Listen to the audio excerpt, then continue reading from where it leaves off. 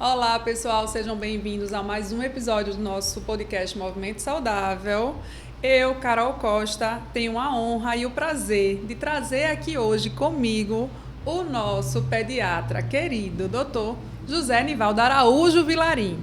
Mas antes, claro, eu tenho que chamar vocês para agora, nesse momento, se inscrever no nosso canal lá no YouTube, Movimento Saudável, e também você seguir a gente nas redes sociais, @Goldmedic, @Carol Costa e JNA Vilarim ou JNA Vilarim DR Vilarim, pediatra. ou @DR Vilarim Pediatra.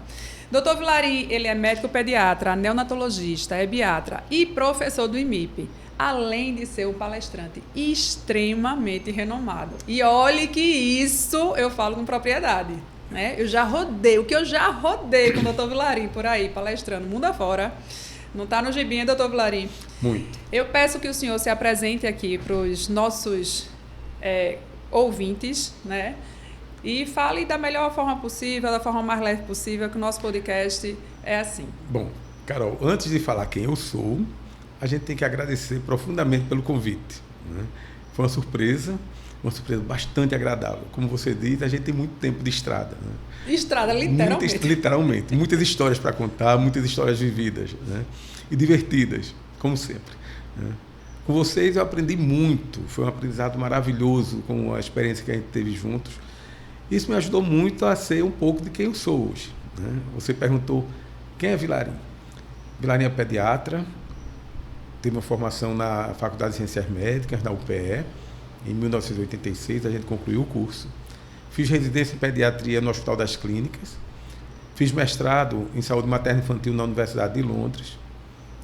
Tenho mais de 30 anos trabalhando no IMIP, com preceptoria em enfermaria e no ambulatório atualmente, né, com estudantes e com residentes. Hoje também trabalho na Católica, né, como professor da Universidade Católica do curso de Medicina. Então, essa é a bagagem, sim, um pouquinho simplificada de tudo que a gente já viveu. Bem simplificada, viu? Porque a bagagem dele é surreal. A quantidade de pediatras que ele já formou também é surreal. É verdade. Quanta gratidão, tanta gente tem pelo senhor, né? Eu com eles, né? Porque a gente aprende muito com as pessoas que vivem conosco. É troca. É uma troca constante. Eu digo que cada pessoa que a gente se encontra no nosso dia a dia, a gente aprende alguma coisa. Com certeza. Né? Graças a Deus que a maioria é positiva. Também tem seus lados negativos. Mas aí também a gente aprende. Mas aprende, não é isso? Doutor Vilarim, eu que agradeço. Né? Acho que é mais uma empreitada nossa, né? Podcast é uma novidade. Videocast, na realidade, é uma novidade. A gente não tinha feito isso antes. Já fizemos muitas coisas juntos, mas a gente não tinha feito isso antes. Então, eu agradeço demais o convite. Esse convite foi feito em dezembro, ele estava aqui relembrando.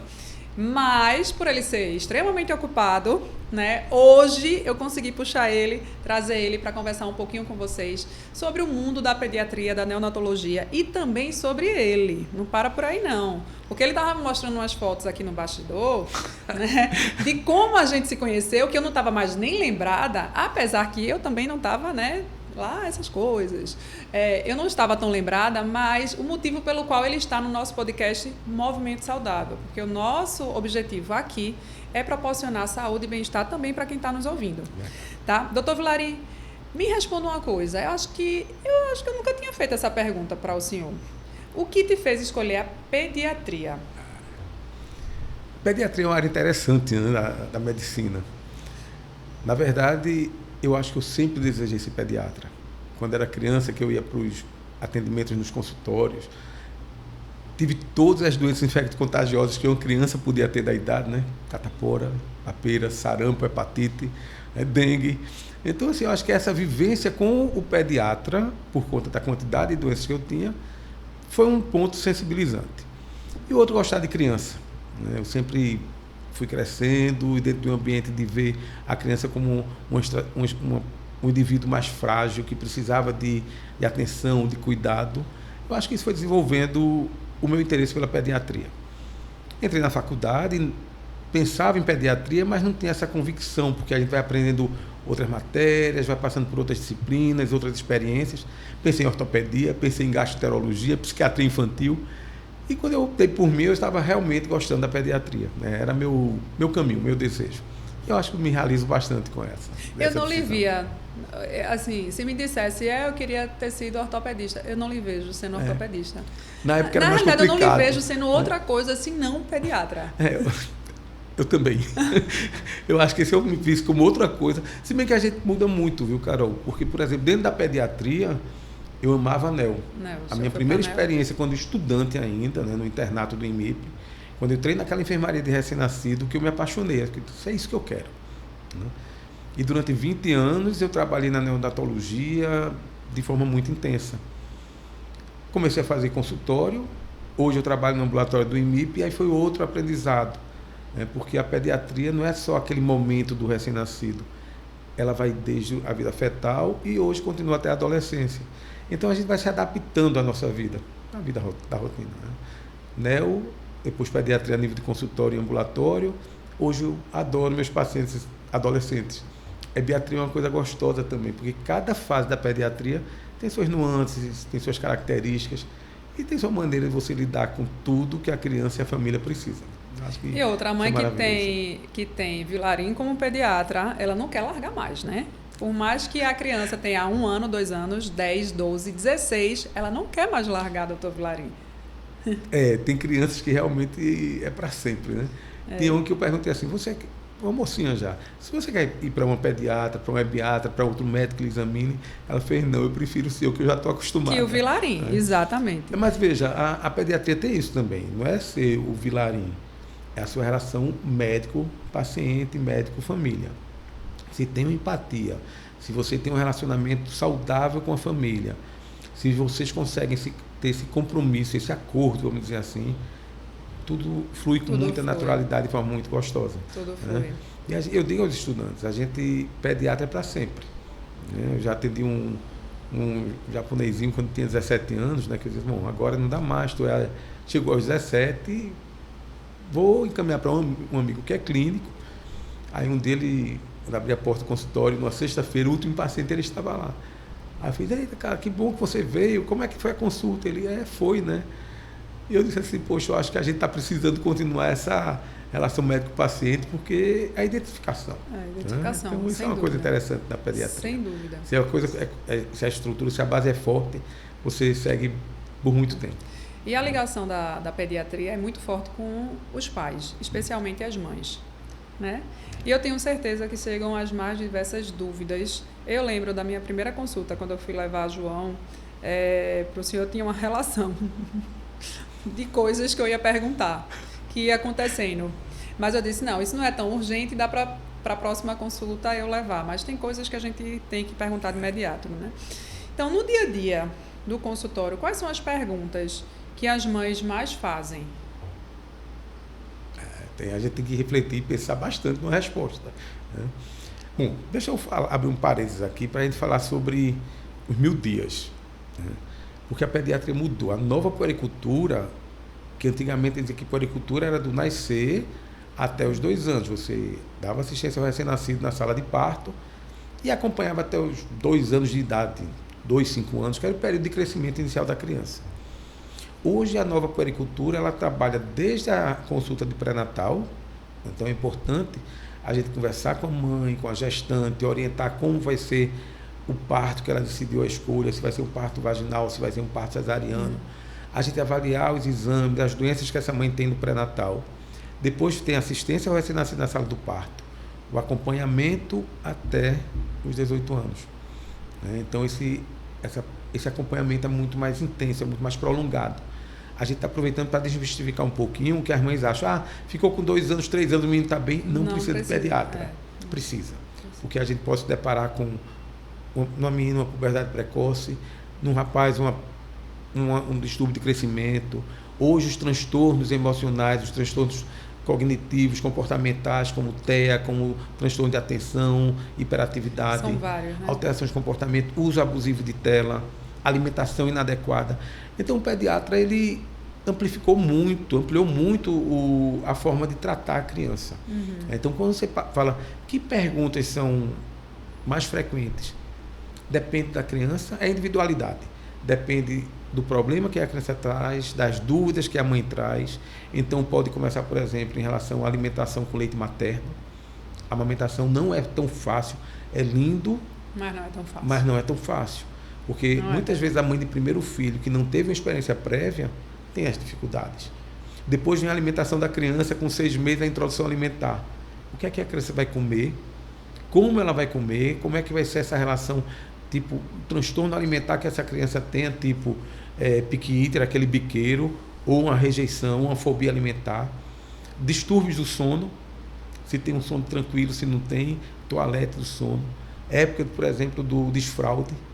São dúvidas que a mãe vai trazendo. As doenças com relação à febre. E também depende muito da faixa etária que a gente esteja falando, exatamente, né? muda Porque muito. É muito. O recém-nascido, as perguntas, vamos dizer assim, é X. Quando chega com 1, 2 anos de idade, já é Y. Quando tem a transição, né, para alimentação complementar, saiu do leite materno, exatamente, e faz a introdução ou da fórmula, ou já está no momento de fazer a introdução também dos alimentos sólidos. Também existe muita dúvida. Eu estou puxando na minha cabeça as dúvidas que surgiram quando os meninos estavam pequenos. O processo educativo fora da família, né? Porque para mim os pais continuam sendo os melhores educadores, deveriam ser.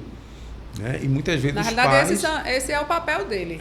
Muitas vezes os pais, por conta de ter que trabalhar, estão terceirizando. Ou com a secretária, ou com a avó, ou com as escolas. E a função da escola é ensinar. Né? Então, a gente está precisando voltar, eu digo sempre, a gente precisa dar um passo para o passado para viver cada vez mais a família e aprender, dentro desse núcleo familiar, a cuidar da criança. São muitas questões, muitas coisas para se discutir. E seremos questionados isso no futuro também. Existe alguma preocupação hoje, muito comum, que na prática não deveria ser um grande motivo de ansiedade pelas mães? Eu acho que criar filho se tornou uma grande dificuldade hoje em dia.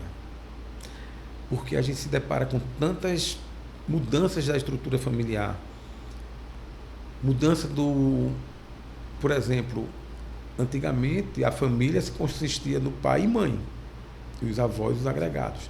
E hoje a gente tem diferentes tipos familiares. Casais homoafetivos, crianças que são cuidadas pelas avós, crianças institucionalizadas. Então, cada ambiente familiar tem que ser visto com muita cautela, com muito cuidado, ter uma orientação específica para cada situação que a criança vive, dar um suporte. Né? Crianças adotivas, né? Famílias que adotam. Então, é interessante essa mudança. Eu digo sempre que na hora que a porta abre, que você chama a criança para o atendimento, chama a família, no caso. Você chama a família junto, né? Porque ele chama pelo nome da criança, e vem a mãe, vem o pai, vem a avó, vem a secretária, vem todo um contexto. E a gente precisa ter uma habilidade, desenvolver uma tranquilidade, uma sensibilidade, uma humanidade para tratar cada um com muito respeito. Então, eu acho que a maioria das dificuldades, ou a grande dificuldade que a gente tem é compreender o núcleo familiar e tentar ajudar a criança da melhor forma, porque tem pais superprotetores, tem famílias que são muito permissivas, que não sabem lidar com aquela fase da criança que ela quer impor, e às vezes facilita que ela tenha tudo. Né? Tem família que é muito... E que também esse não é o caminho. Justamente. Então, a gente tem que encontrar esse equilíbrio. Né? O difícil como mãe, agora falando como mãe, é justamente encontrar esse equilíbrio. De nem pesar tanto a mão e também nem aliviar Exato. tanto a mão. O equilíbrio, na realidade, em tudo na nossa vida, né? Mas eu acho que a responsabilidade, falando como mãe agora, a responsabilidade que você tem é um ser humano que depende de você, e o futuro dele vai depender muito das suas ações que são executadas hoje. Exato. Né? Carol, tem um aspecto interessante, por exemplo, eu digo sempre àquelas mães de primeira viagem que toda mulher tem direito a sua depressão pós-parto. Eu tenho depressão, mas imagina, o bebê, você engravida e você tem uma vida normal. Né? Se a gravidez for desejada, a sua criança está dentro da sua barriga, você está nutrindo e você está saindo, está se divertindo.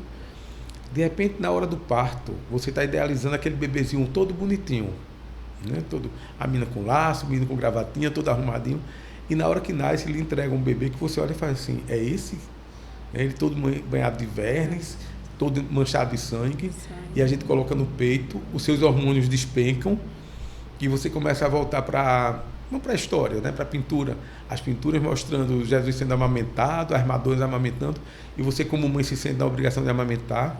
Vem insegurança do desconhecido, o bebê está chorando. A cobrança da sociedade. A cobrança da sociedade. O bebê está chorando. É o quê? É fome, é sono, está sujo, está sentindo dor, e você vai conhecendo aos poucos esse bebê. Então é uma carga emocional muito grande para a mulher, né? E a gente tem que dar um suporte nesse momento, tem que ajudar, tem que estar apoiando. É função do pediatra estar de lado, né? Eu acho que o pediatra bom não é aquele que nasceu, toma o menino, né? E vai-se embora, e você tem que se adaptar. A gente tem que estar junto, tem que trabalhar isso, né? É um passo a passo. Cada situação é uma vivência que precisa ser vivida de uma forma tranquila, harmônica, com o pai, com a mãe, com os avós.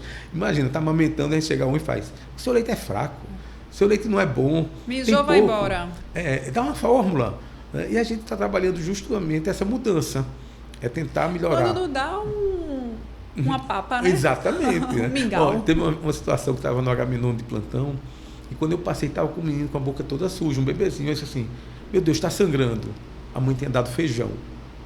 Ela pegou a comida dela, ela molhou, botou na boca do bebê.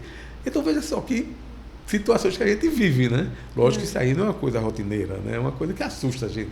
Mas explicando um pouquinho como a gente tem que trabalhar a individualidade, como a gente tem que trabalhar com cada família, com cada binômio mãe, filha e família ao redor. O pai, você disse, as mães devem trazer muitas dúvidas. Às vezes os pais têm mais dúvidas do que as mães. É interessante que às vezes tem pai que é tão super protetor, é mais mãe do que a mãe. Né? Olha aí. É interessante, é muito bom essa vivência. São coisas que a gente tem que trabalhar. Um ponto que o senhor falou, e que agora a vivência, né? Novamente, como mãe, é interessante, olhando ao nosso redor, né? Como sociedade. Quando você está grávida, a sociedade, as pessoas que estão em sua volta, seja sua mãe, sua sogra, enfim, se preocupa muito com você, não é isso? Aí depois que a gente tem um filho, você acabou, você não existe mais. Todas as perguntas são voltadas para o bebê. Não estou dizendo que isso seja ruim, jamais, mas a gente tem que realmente se preocupar muito com a condição emocional daquela mãe, porque, gente, aqui quem é mãe sabe, o primeiro mês do nascimento do seu filho é um mês que a gente gostaria que pulasse, mas ele é necessário, a gente precisa passar por essa experiência.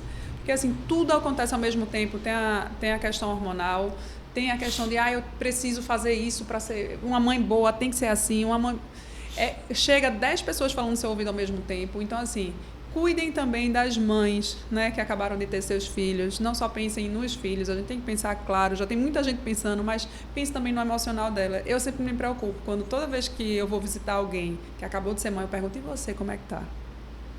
Né? Que as pessoas esquecem. Exatamente. Esquecem de perguntar esse lado. E muitas vezes a gente pode estar acolhendo uma pessoa que está em uma depressão pós-parto. Eu não sei se você já passou por essa experiência, mas eu digo muito para algumas mães, né, quando tem o segundo filho, que consegue amamentar. Às vezes, por exemplo, o primeiro não conseguiu porque teve um fluxo diminuído, teve ansiedade que reduziu a quantidade de leite. N situações, né? Teve as fissuras, os abscessos, todas aquelas intercorrências que podem acontecer na amamentação. No segundo flui tudo mais fácil. Porque é tipo assim, olha, se eu tenho uma maneira, costas, eu né? tenho uma alternativa de alimentar o bebê, aí na hora que ela coloca, vamos colocar no peito, aí ela coloca e o fluxo anda, né? A minha cunhada foi desse jeito. O primeiro foi uma tragédia, o segundo foi tudo tranquilo. Aí ela dizia assim, isso era tão bom que tivesse o segundo sem o primeiro, né? Porque a experiência que a gente traz é muito mais leve. Eu digo, minha frase era bom que fosse já o segundo mês. Porque o primeiro mas lembra que nos 3 mas primeiros meses tem as cólicas, tem distúrbios gastrointestinais. São várias situações que também criam ansiedade. Passa. Tudo, o mais importante é isso. Tudo passa. Você vai ter saudade até daquele primeiro mês. Totalmente. A experiência vivida com criança é muito boa. Cada fase é uma fase, como você mesmo comentou. Recém-nascido. Cada fase é uma fase. É gostoso. É aquele bebezinho tranquilo que olha para você, que ri, que você só faz dar comida, dormir e limpar, né? Se não tiver nenhuma intercorrência. Depois vai entrando naquela fase do pré-escolar de 2 anos até 6 anos, que é aquele virado, que quebra tudo, que você não para, eu digo que é uma aula de aeróbica diária, né?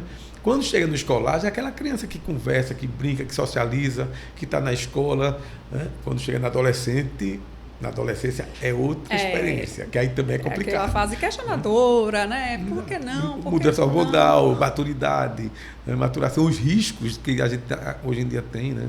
Quando você coloca a criança dentro de um ambiente social, você está liberando ela para o mundo. E ela tem que estar estruturada. Né?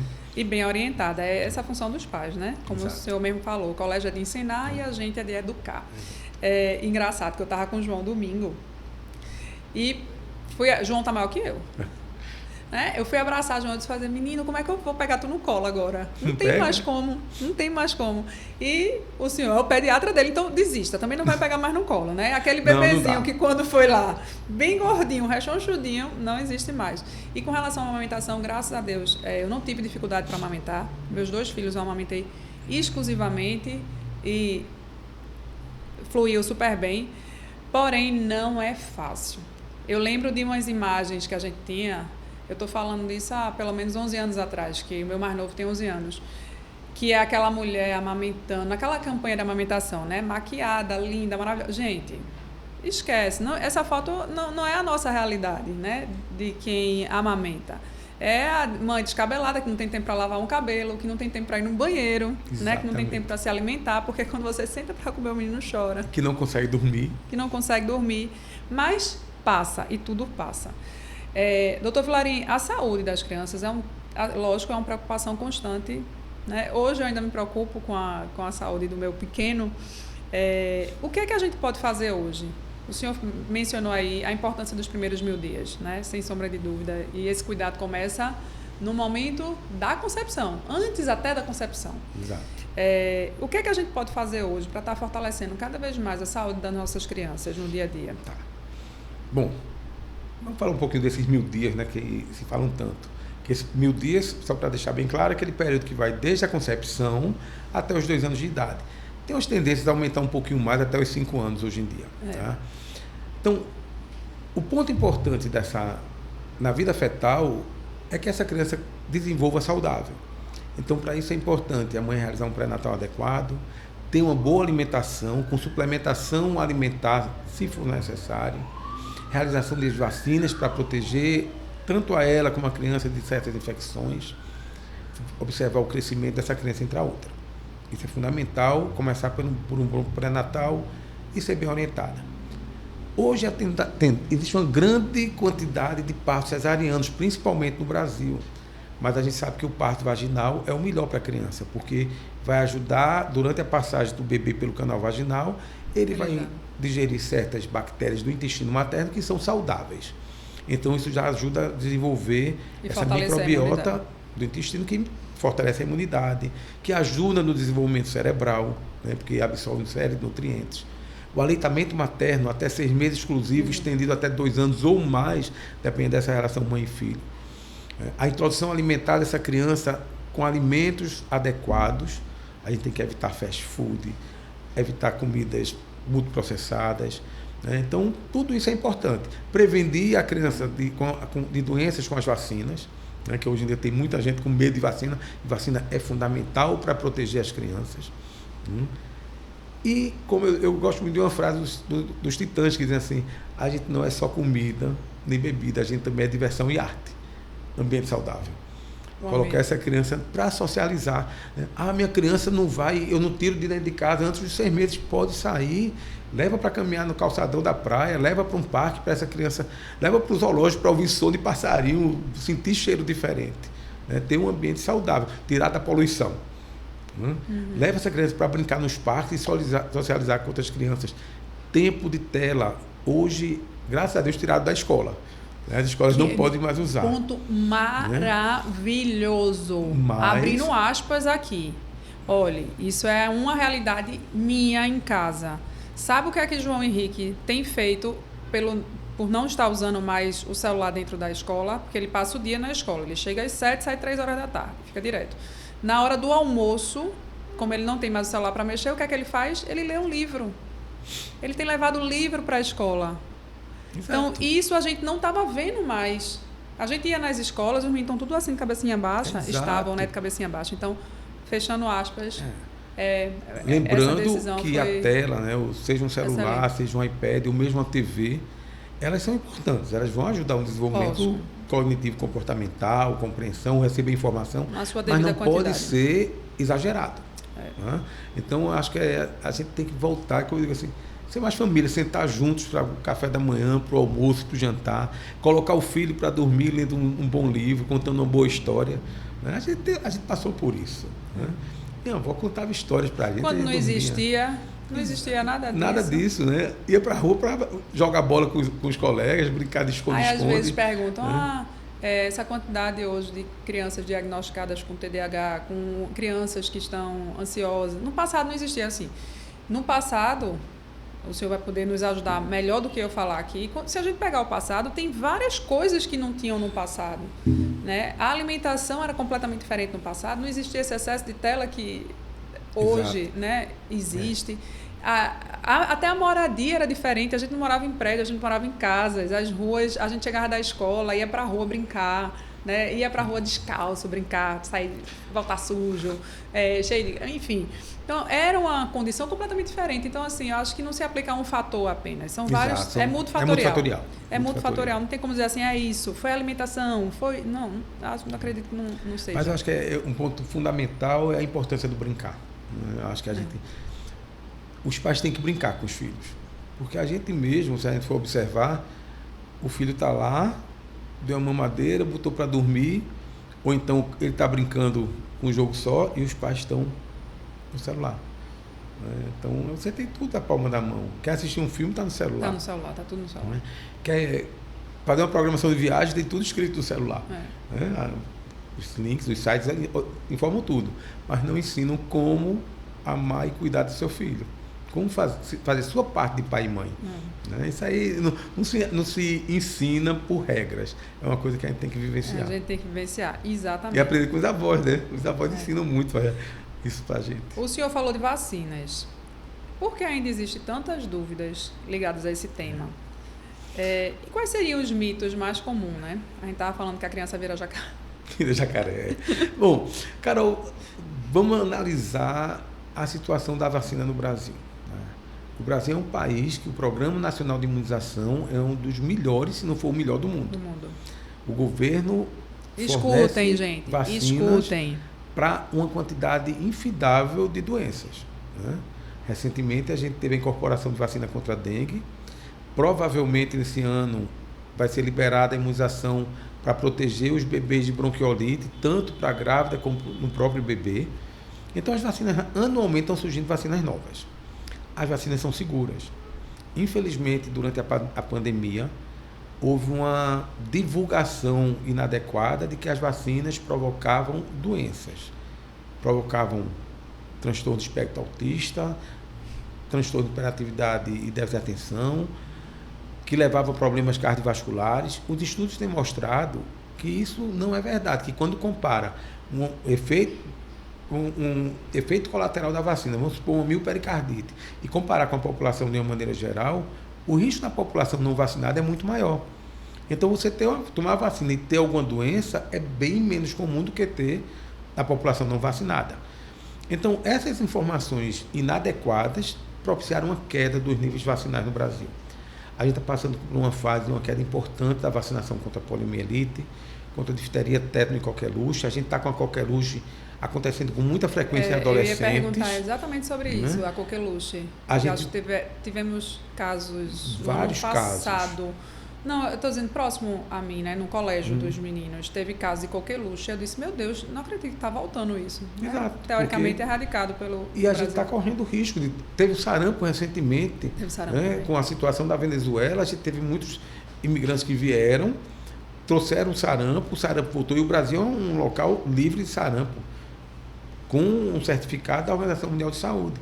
E a gente tinha 2 anos para negativar novamente. Então, a gente conseguiu, por enquanto, tem algum caso esporádico, mas se a gente não vacinar, a gente vai voltar a ter o sarampo, vai voltar a ter poliomielite, vai voltar a ter tétano, vai voltar a ter doenças que são preveníveis pela vacina.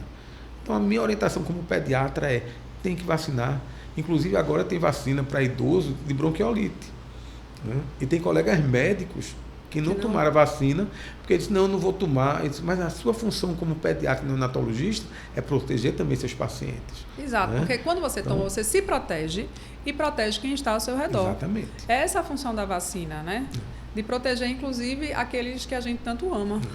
E existem 2 cartões, né? Existe o Programa Nacional de Imunização do Ministério da Saúde, que cobre satisfatoriamente a realidade brasileira, e quem tem condições numa clínica privada pode intensificar a cobertura desse cartão com vacinas, por exemplo, meningite B, que ainda não é disponibilizada pelo Ministério da Saúde. Com vacinas um pouco mais, que dão uma proteção maior. Aí isso é um custo, né? Então, para a população brasileira, se vai tomar vacina no posto ou no privado, o importante é vacinar. O importante é se vacinar. Então, por favor, não deixem de vacinar seus filhos e não deixem de se vacinar também. As vacinas são seguras, inclusive, e aqui vale mencionar, né, as dos postos de saúde, aqui é do Programa Nacional de Vacinação. Exato. Então, vamos continuar nos vacinando para a gente Carol, não vou só ter fazer um complemento, pode porque fazer não é só vacinar a criança. Né? Não, Existem se vacinas vacine, por isso que eu disse, para os se vacine adolescentes. também, se vacine. Né? Existem vacinas específicas para adolescente, vacinas para gestantes, vacinas para idoso. E para a gente. Né? Eu tenho uma avó de 106 anos, tá? Não, brincadeira. Eu tenho uma avó de 106 anos. Oh, já está velhinha, já está entrando na parte, não lembra mais de ninguém. Eu Ela está na fase da demência, né?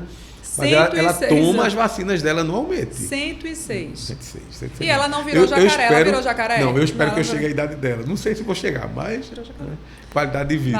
Vai chegar sim. Vamos torcer. Doutor Vilarim, quais são as crianças que precisam de suplemento vitamínico? É necessário sempre estar dando um suplemento vitamínico? Não. Primeiro, criança que está em aleitamento materno não precisa de nada, nada mais. O leite materno é um alimento mais completo, vários estudos realizados toda a eternidade por vários países demonstram que o leite materno é o alimento mais completo para o recém-nascido e lactente. Né? A partir de 6 meses, existe uma necessidade da introdução alimentar, porque o leite materno ele vai perdendo um pouco da sua eficácia em termos de tanto nutrição como em termos de imunidade, mas não significa que ele deixa de ser importante. Então, introdução alimentar a partir de 6 meses de forma saudável. Né? Evitar fast food, evitar comidas saturadas, isso faz parte da orientação. Lógico, a gente sabe que cada família tem sua maneira. Não vou ser hipócrita, desculpa a palavra, mas tipo assim, não, a criança não pode comer um presunto, não pode comer um chocolate, ela vai ter contato com isso, vai ter que se alimentar com todo tipo de alimento.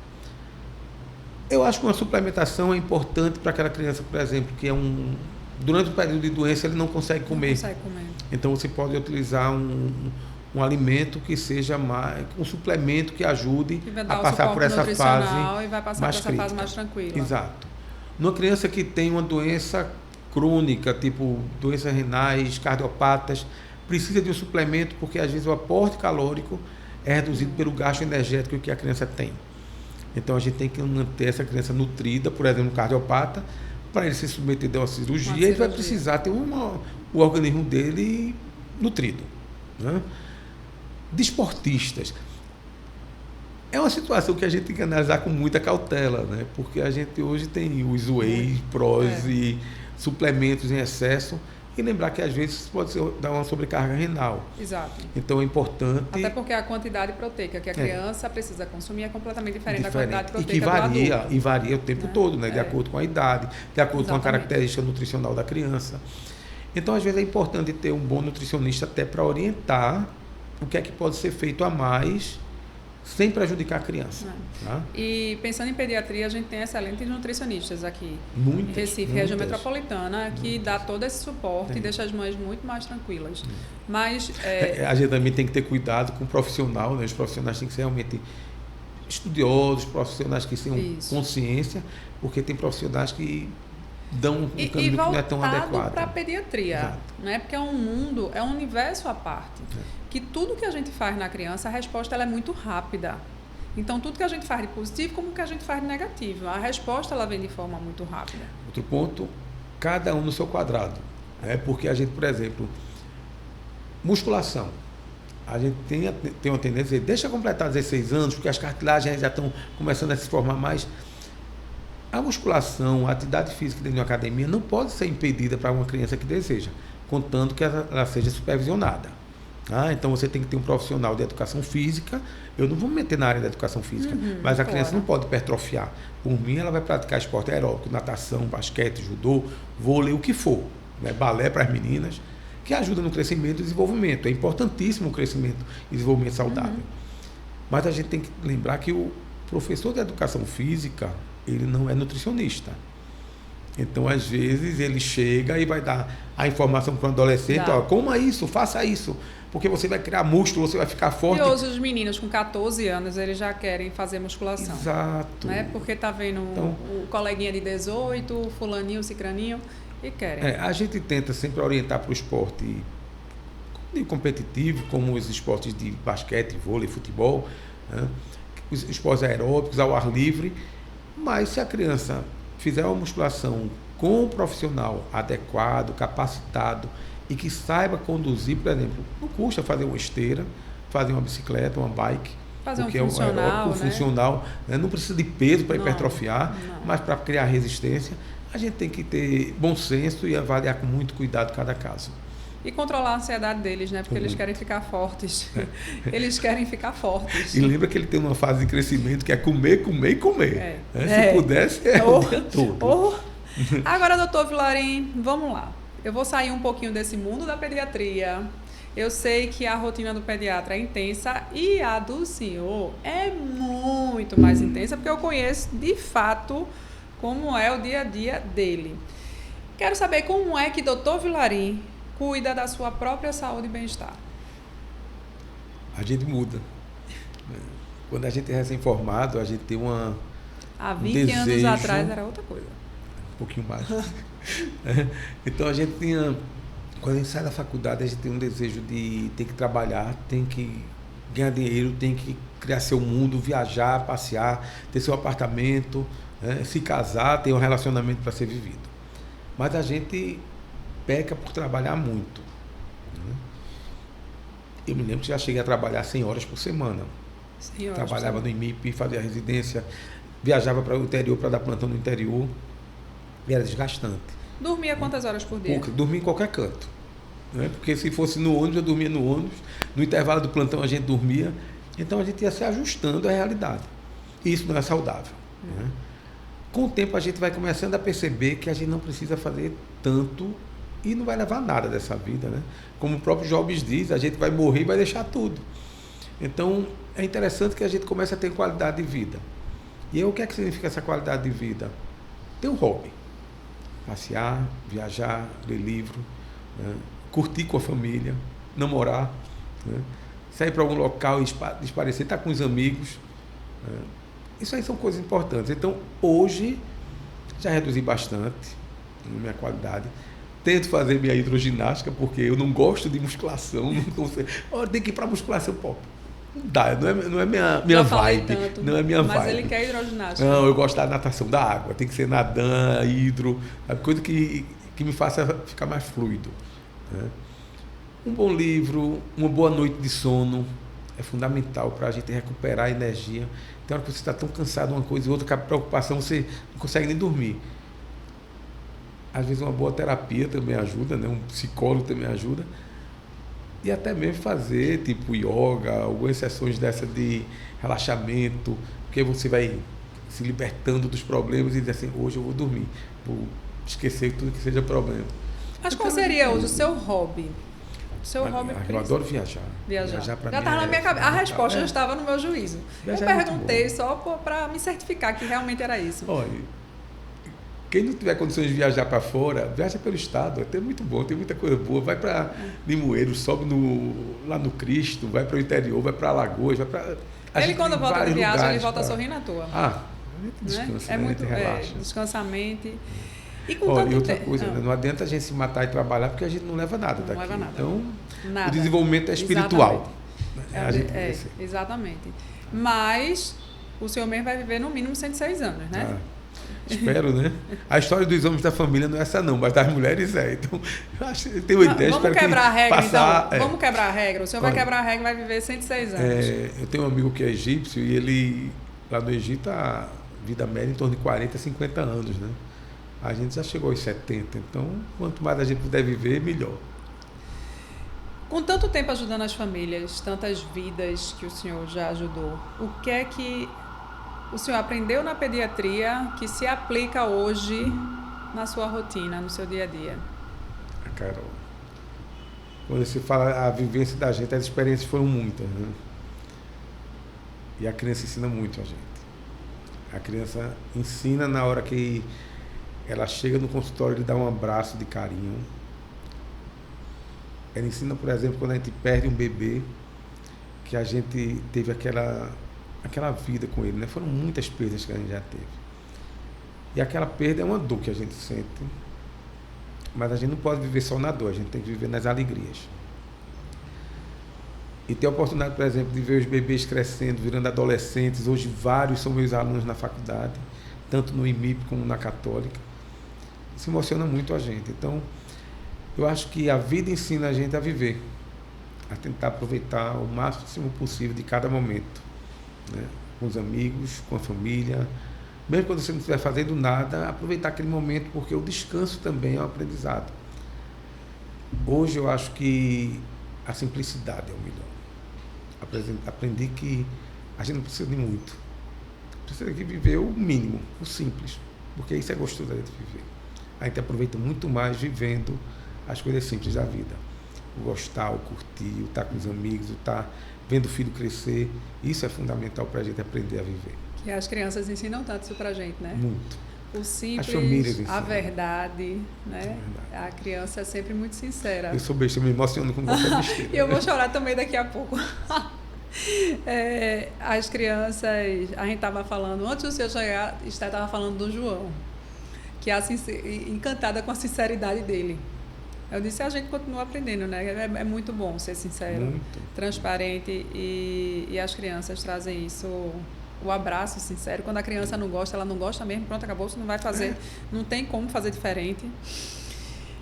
Eu estava até comentando uma semana ontem com um paciente meu, dizendo assim, a criança dela está com dificuldades no relacionamento na escola, por conta do comportamento. Eu disse assim, a criança nasce pura, ela aceita o indivíduo com todas as suas características, seja inteiro, seja com limitação, se tiver uma amputação, a sociedade que corrompe um comportamento, mas a família é o principal fator de desvirtuamento da simplicidade, do amor. Ela começa a criar estigmas, seja em relação a comportamento, seja em relação a cor, a gênero, a situação social, a visualização de algum defeito que a pessoa tenha. Então a gente infelizmente vive numa sociedade que nesse ponto é cruel, né? A gente podia ser muito mais humano e aceitar as pessoas e viver as pessoas como elas são. Facilitaria bastante a vida da gente. Desse jeito até eu vou chorar, eu estou falando. Bem, pegando esse gancho, a gente já está chegando ao final do nosso podcast. E dessa muito pessoa bom. Maravilhosa, uma espiritualidade assim, sem igual. Todo mundo que está aqui está percebendo isso. E vocês que estão nos vendo, também nos ouvindo, também está sentindo isso. O Dr. Vilarinho realmente é uma pessoa muito especial. E eu quero pedir ao senhor que deixe uma mensagem final aqui, para quem está nos ouvindo, para quem está nos vendo. Qual é o conselho que daria para essas pessoas? Como eu disse a você, Carol, o pessoal que está aqui, eu acho que a gente diz que tem muitas experiências, né? Muitas vidas que a gente aprendeu a acompanhar e muita lembrança de cada criança que a gente perdeu e aprendeu com elas, né? Mas tem uma criança que eu nunca esqueço. Aí eu queria aproveitar essa história para deixar um ponto importante. O nome da criança era Emanuel. Era um bebezinho prematuro de 1 mês, que eu atendi ainda como estudante no IMIP. Isso, há mais de 86 eu vivi essa história.